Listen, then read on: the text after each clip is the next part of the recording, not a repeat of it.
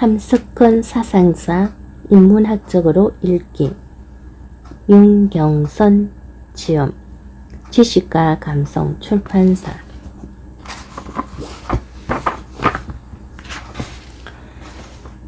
글을 읽는다는 것은 참으로 행복한 일이지만 그만큼 고통이 따르는 일입니다. 특별히 해석을 필요로 하는 글 읽기는 때론 고통스러움을 넘어 나 자신과의 혈투로 느껴지는 감정에까지 다다르게 합니다. 때로는 정신적으로도 육체적으로도 세산해져 감을 느끼게 됩니다. 그러니 이러한 해석학의 고통을 통해서 자신의 생각과 의지가 변화되어 가는 것, 그로 인해 자신의 삶의 영역에서 특별한 사상적 생명이 움튼다는 것은 상당히 매력 있는 일인 것입니다. 물론 이러한 변화가 주변 사람들을 힘들게도 합니다. 몇 해 전부터 불기 시작한 인문학 열풍이 최근에 들어서는 더욱 강렬하게 사회 곳곳에 영향을 미치고 있습니다. 지성의 전당이라는 대학은 말할 것도 없고 대한민국의 모든 영역에서 인문학적 성찰은 첫 바람을 넘어 나비 효과처럼 거대한 폭풍이 되어버린 듯한 느낌을 주기까지 합니다.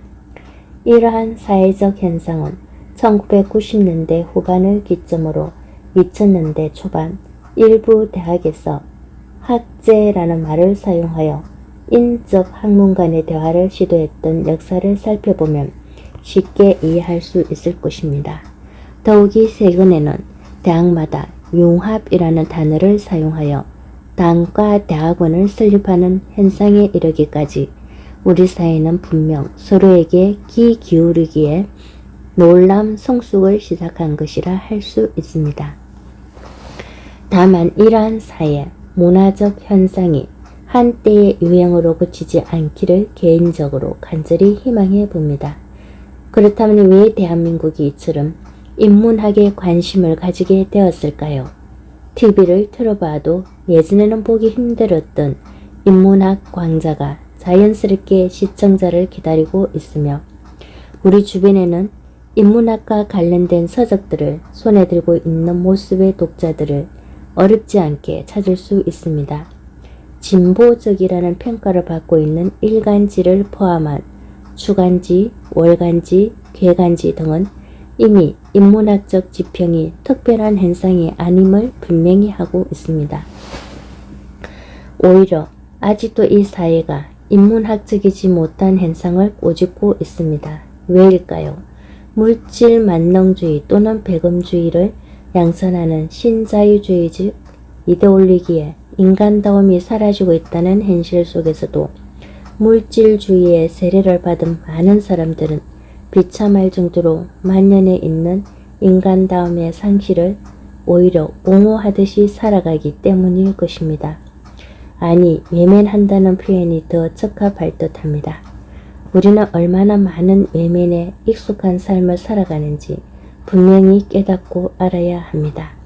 정치도 종교도 역사도 문화도 결국 인문학의 관심과 열풍은 인간을 포함한 모든 생태적 공간의 치유 그리고 회복성의 갈망이 움트는 현상이라고 말할 수 있습니다.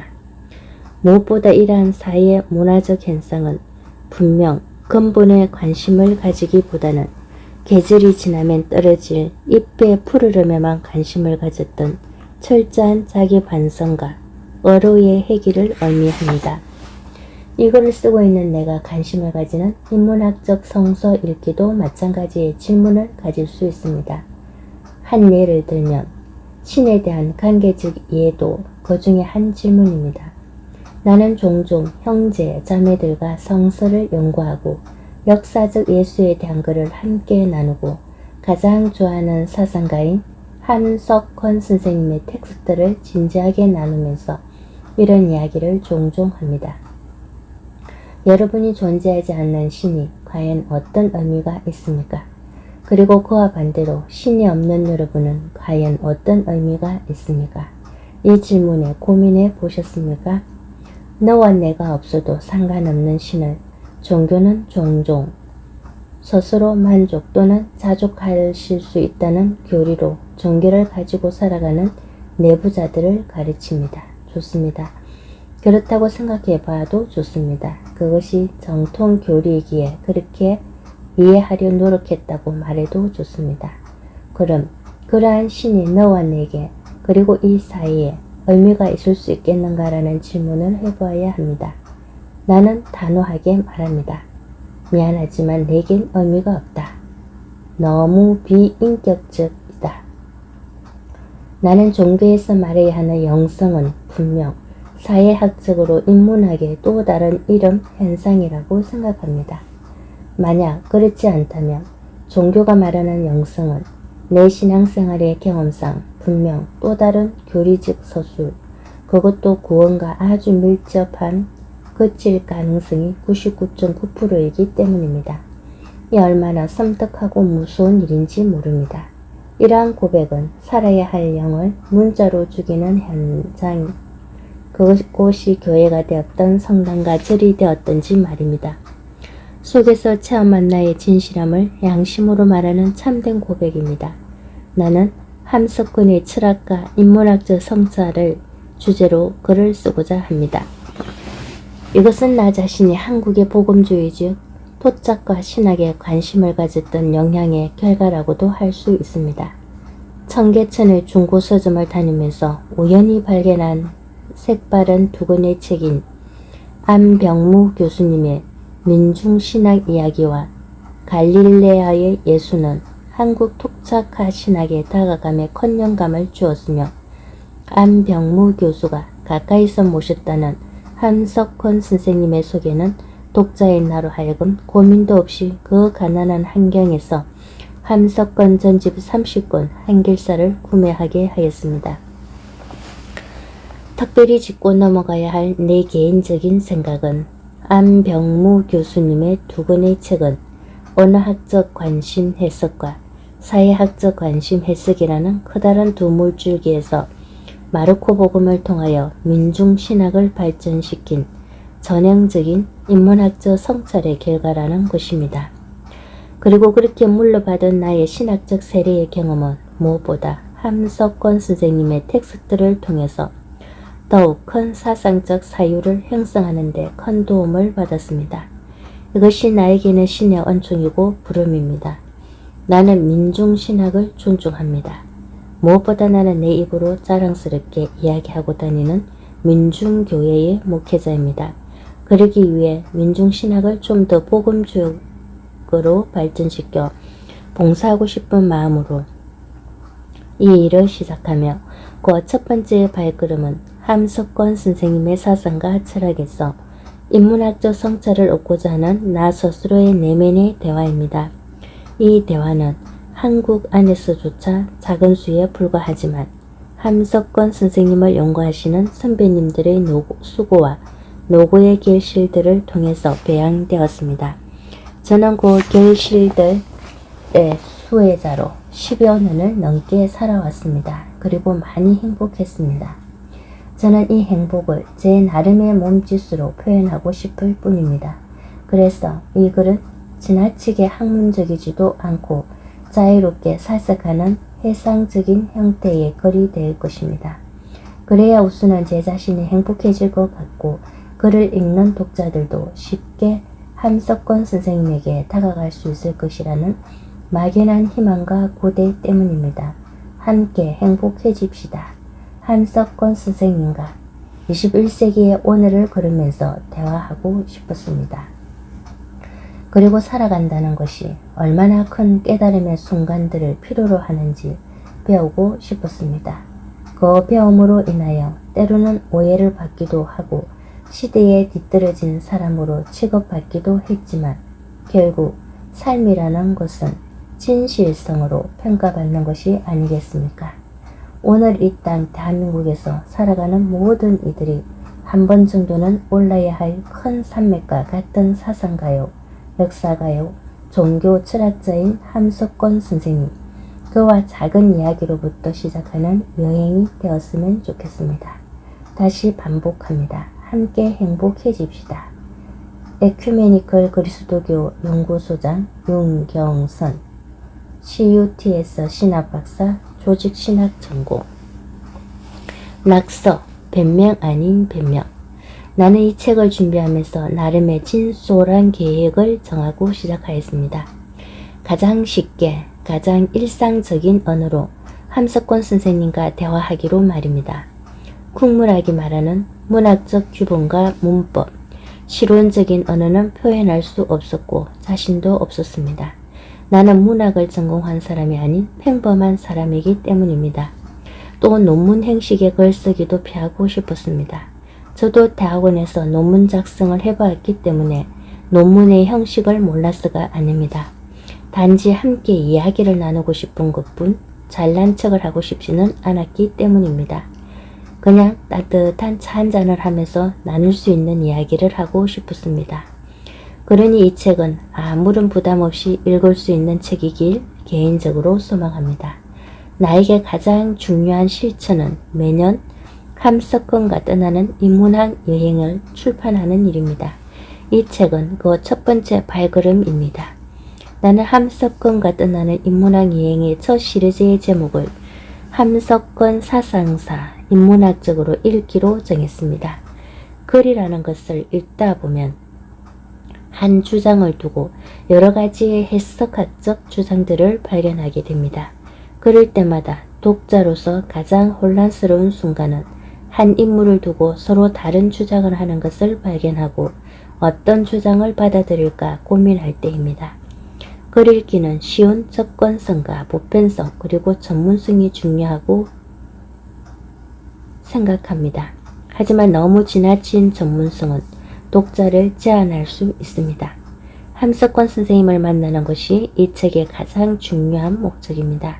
내가 이해한 함석권 선생님, 내가 밑줄 친 함석권 선생님의 말씀, 그래서 전문가들과는 다른 생각을 할지 모르지만 나의 삶에 큰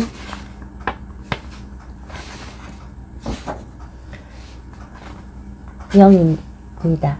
마지막 부분에서는 민중신학과 관련된 2개의 소논문을 넣었습니다. 이 소논문들은 앞으로 시리즈를 진행하면서 나누게 될 주제들에 관한 맛보기 정도의 글입니다. 이 글들은 에큐메니컬 그리스도교 연구소에서 진행하는 현장에서 있는 신학이라는 모임에서 나누었던 연구원들의 글들입니다.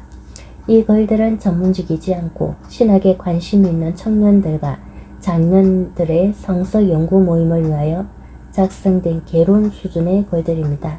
첫 번째 글은 저의 글이고 두 번째 글은 2017년 1월 브라질로 해방신학을 공부하러 간 장호일 목사님의 교회 청년이 작성한 글입니다. 신학을 공부하기 위하여 장 목사님과 함께 브라질로 유학을 간 친구입니다. 전문적인 글은 아니지만 평신도의 신학적 고민이 어디까지 갈 수 있는지에 대한 도전이 보이는 글입니다. 정리가 덜 된 느낌이지만 의미가 있는 글입니다. 그리고 성서를 사용할 때는 제가 가장 가까이 두고 보는 공동 번역 성서를 사용하였으며 신명도 하나님을 하느님으로 통일하였습니다. 각 페이지 아래에 있는 각 조 역시 일반적인 논문에서 사용되는 법칙을 뒤로하고 위의 책 같은 책 등의 약자를 사용하지 않았습니다. 이 책을 읽는 독자들이 어렵지 않고 쉽게 출처를 볼 수 있도록 각 주의 내용을 번거롭지만 반복하여 표시하였습니다. 진심으로 우리 모두에게 정의와 평화 그리고 행복이 공평하게 나누어지길 소망합니다. 모든 이들에게 샬롬의 삶이 있기를 기대합니다. 고마운 사람들. 이 책을 출판할 수 있도록 도와주신 김정희 권사, 김종금 권사, 윤경애 안수 집사님에게 진심으로 감사를 전합니다. 그들의 신학에 대한 열정과 사랑은 하나님이 기뻐하시는 산 제물이 될 것입니다. 무엇보다 가난함과 수고함, 그리고 청빈함과 성교함을 각오한 민중교회 목회자로 살아가는 남편을 묵묵히 응원해주는 김경애 사모와 아들 윤성찬, 딸 윤예진에게 미안함과 고마움을 전합니다. 나의 사랑하는 공동체 성도들에게도 사랑과 감사의 인사를 올립니다. 마지막으로 제가 교단에 잘 정착할 수 있도록 진심 어린 마음으로 기다려주시는 김상열 목사님, 유관조 목사님에게는 깊은 고마움과 감사함을 그리고 미안한 마음을 말로 하지 못하고 글로 전합니다. 그리고 신학교에서 강의를 하며 만났던 많은 제자들에게도 감사함을 전합니다. 이 책은 그들의 한국적 실전 신학인 민중신학에 대한 열정과 관심으로 시작된 것입니다. 이 모든 일을 행하게 하신 예수님을 끝까지 사랑합니다.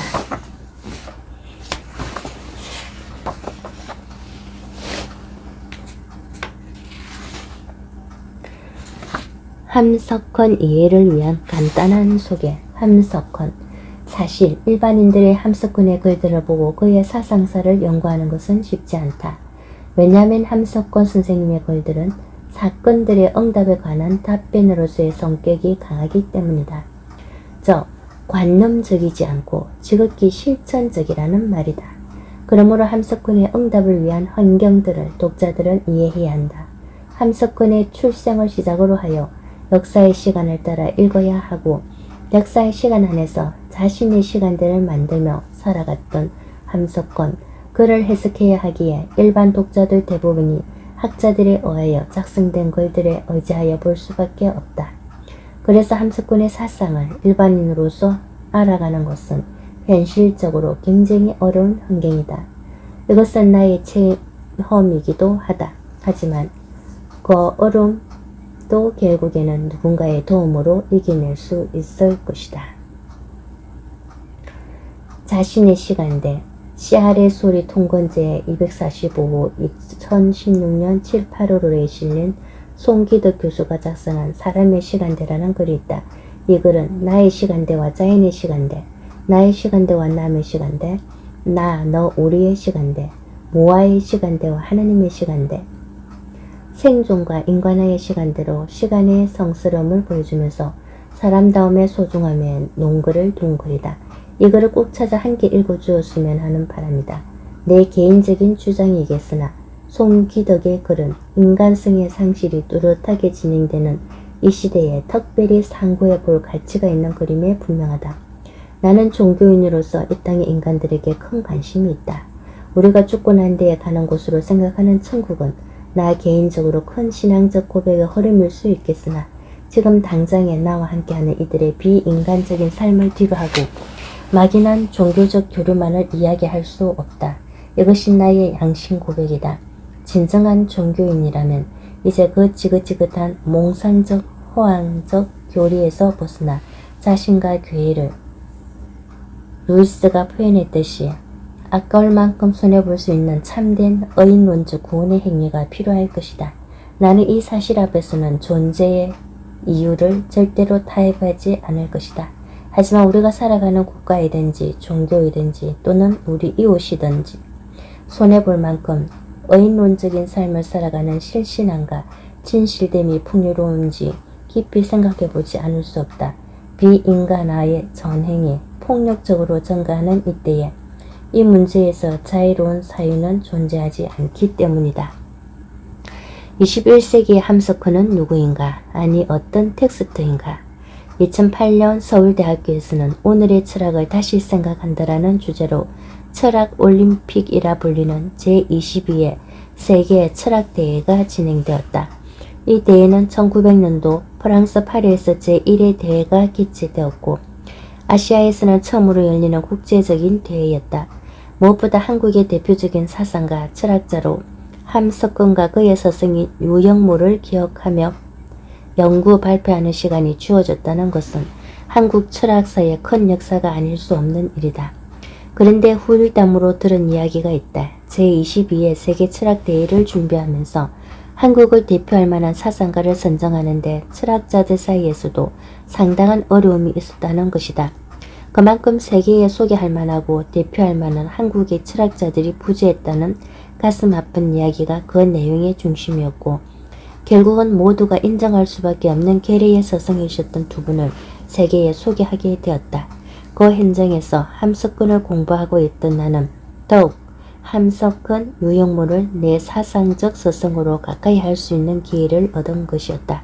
하지만 행사가 마무리되고 함석근 유형물을 기억하고 선생님들의 사상을 개성하고자 하는 일부 학자들과 관련 단체들을 빼고는 생각했던 것만큼 큰 호응을 얻지 못했다는 느낌을 지울 수 없었다. 길을 잃어버렸을 때 예수는 직접 찾아오셨다.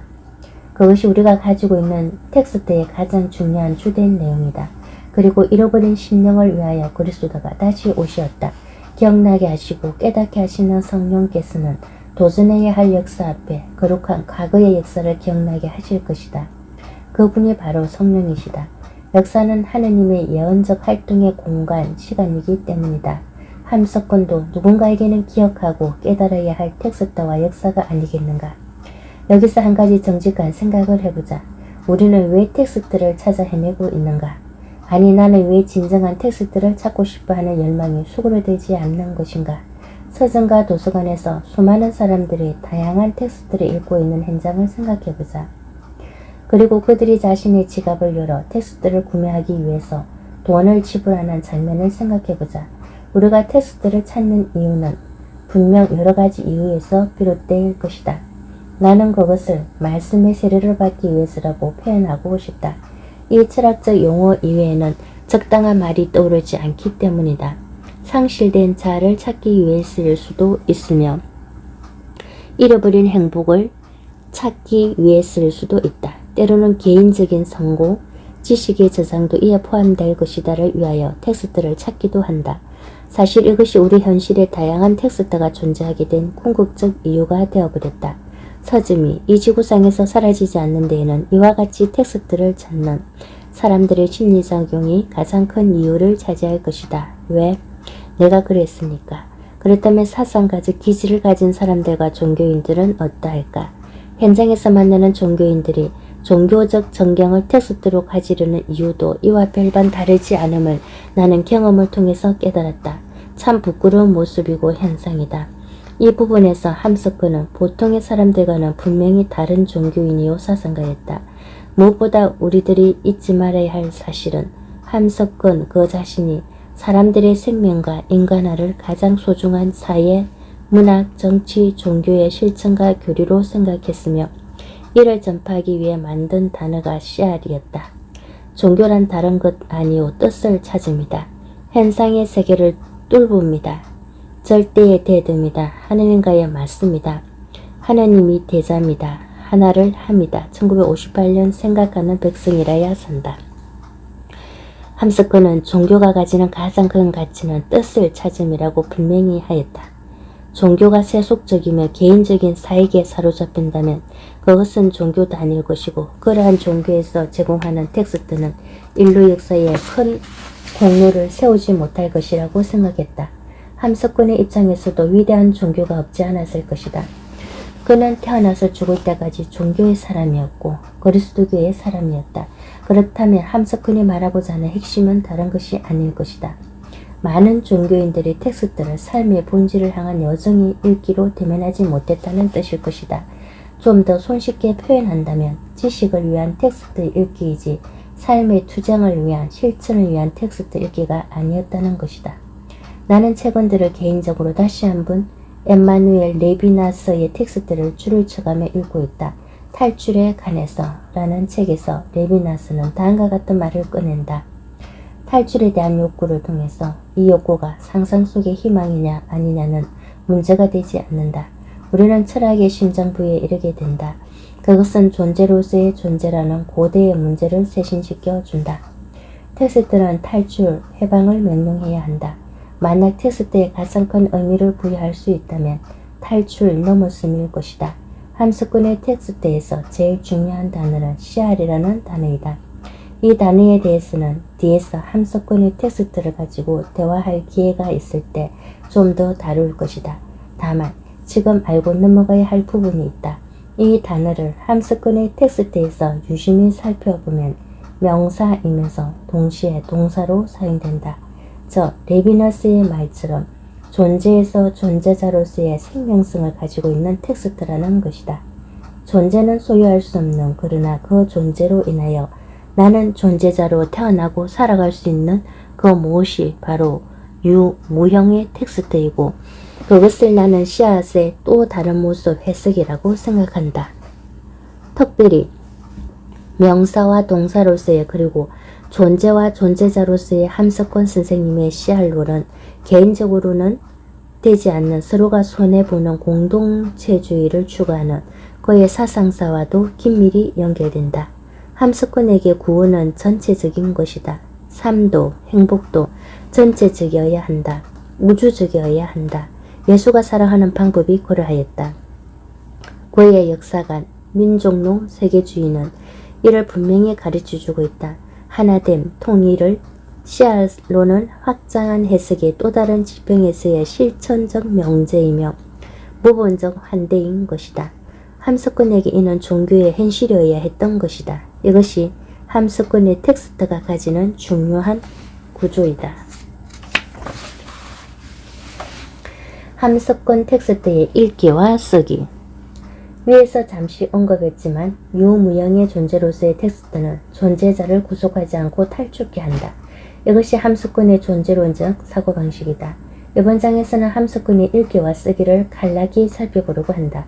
다시 한번 강조하지만 이 글쓰기의 여정은 함석권과 나와의 내면적 대화이자 순례이며 행복임을 말해두고 싶다. 다만 이 글을 읽는 독자들이 내가 동행했던 함석권과의 여정을 바라보면서 다른 시간 그리고 다른 시각으로 방법을 통하여 함석권이라는 큰 사상가와 함께 길을 갈 수 있는 용기를 갖기 바라는 아주 작은 개인적 배려라는 사실을 기억해 주기 바란다. 그리고 용서를 빈다. 함석권을 읽는다는 것은 그의 쓰기가 가졌던 함의를 텍스트를 읽는 독자 스스로가 생활 안에서 다시 발견할 수 있는 변용이 되더라도 적용할 수 있다는 강한 믿음이 있어야 함을 의미한다. 함석권의 글은 시, 편지, 산문, 담화, 기고, 강의안 등의 글쓰기 형식으로 다양하게 이루어져 있다. 그러다 보니 함석권을 읽는 독자들은 지루하지 않을 수 있으며 그의 전반적인 사상체계가 가지고 있는 큰 물줄기를 이곳저곳에서 흡족히 마실 수 있을 것이다. 때로는 낭만적으로, 때로는 현실적으로, 때로는 초월적으로, 때로는 따끔한 질책으로. 함석권을 읽는다는 것은 중국에 있는 자신의 공간을 읽는 것이고 자신의 시간을 읽는 것이다. 즉 자신의 필요로 하는 영양분을 먹고 마신다는 것을 뜻한다. 그리고 그러한 여정 가운데 씨앗, 민중, 생명, 스스로함의 구원을 발견하게 되는 평화와 만족감, 더불어 행복함을 느끼는 것이다. 모든 민중들의 공간과 시간은 언제나 평화롭지 않다. 평화인 듯 하지만 그 평화에서 소외된 사람들은 언제나 존재하는 법이다. 갈등과 모순, 대립과 저항을 피할 수 없다. 그래서 함석권의 생명, 씨알은 개인적 독점주의일 수 없으며 전체주의와 평화주의를 지향한다. 그러므로 생명은 아름답지만 고난의 자손인 것이다. 함석권은 이러한 고난의 자손들이 살아가는 이 나라를 순환의 여왕이라 칭하기도 하였다. 하지만 부끄러워하지 말기를 바란다. 세상 모든 이들은 아닐지라도 어느 누군가에게는 십자가가 부끄러움이 아니라 자랑인 것처럼 말이다. 순환, 고난의 여왕은 세계의 희망이요 세계의 구원자이기 때문이다. 나는 고난의 여왕의 자손이다. 그리고 내 후손들도 마찬가지이다. 함석권에게 고난이란 고난이 닥쳐올 때 사람은 사탄의 적수가 되든지 그러지 않으면 하나님의 친구가 되든지 둘 중에 하나가 되지 않으면 안 된다. 고난은 육에서는 뜯어가지만 영에서는 점점 더 닦아낸다. 함석권과의 인문학적 여행을 출발했거나 시도하려는 독자들은 기억해야 한다. 그 여행자가 일반 독자이건 학자이건 종교가이건 고난이라는 사회학적 읽기가 우선되어야 함을 말이다. 이 고난의 문을 통과하지 않는다면 함석권의 텍스트는 투쟁적으로만 비칠 뿐이다.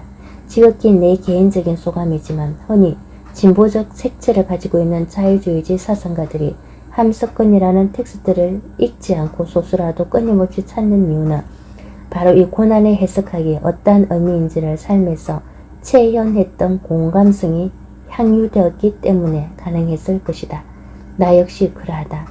나는 독자들에게 주문하고 싶다. 고난은 일부러라도 찾기를 바란다. 나의 고난뿐만 아니라 세상의 불의 가운데 드러나는 고난을 찾기를 바란다.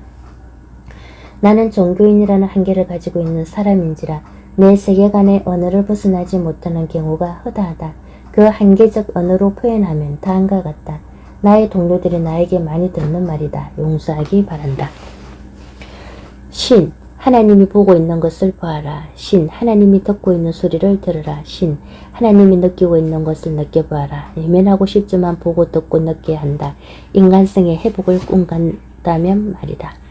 어쩌면 인간이 되기 위해 100일간 컴컴한 어둠 속에서 쑥과 마늘만을 먹고 견뎌내었다는 단군 신하의 꿈, 인간이 되기는 간절히 원하는 그 희망, 그래서 견디고 그 고난의 시간 이야기는 철저히 죽을 각오를 해야 했을 것이다. 부활, 드디어 참 사람이 되었다의 현장을 설명하는 우리의 낸 이야기일 것이다. 순환, 고난의 여왕을 찾는 것은 우리 민중의 역사의 첫 출발이었다. 우리는 바로 그 순환 고난의 여왕의 훌륭한 자손들이다. 나는 그런 우리의 역사에 소망과 희망이 있다고 생각한다. 한 석권의 글을 읽었던 나는 그런 확신을 더하게 되었고 성수를 통해서는 구원을 이루는 믿음까지 이르게 되었다. 우리 시대에 고난받는 모든 이웃들에게 위로를 전하고 싶다. 그리고 나는 그 고난에 동참하고 싶다. 고난은 우리의 몫이다. 고난이 없이 너와 나의 존재성은 상실된다. 고난이 없이는 어떤 공간이든 시간이든 참된 진실성을 뿌리를 찾지 못할 것임에 분명하다. 그러니 낙심하지 않기를 기대해본다.